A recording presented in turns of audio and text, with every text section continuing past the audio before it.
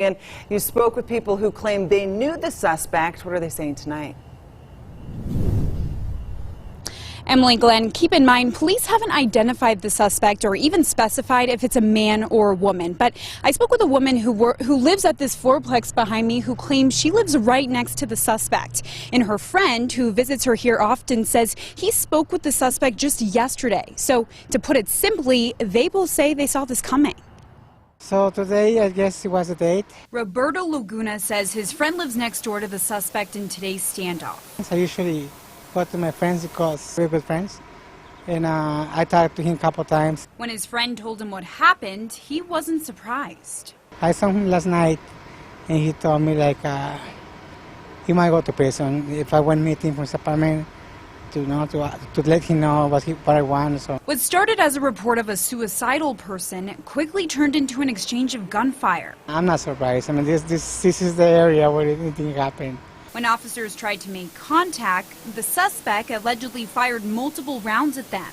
At least one officer fired back, but police were forced to take cover, and fast. I don't think I've ever seen this many police cars in this area at one time, ever, for anything. It's the biggest thing I've ever seen down here.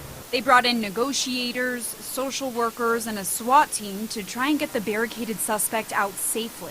They have a lot more tools that are less lethal that will also help in resolving this situation peacefully, we hope.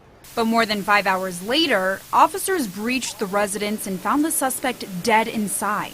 While they still don't know if the person died from a self-inflicted gunshot wound or from officers' gunfire. We are treating this as an officer-involved critical incident because we did have an officer fire their weapon, and that critical incident will be handled by Team 4.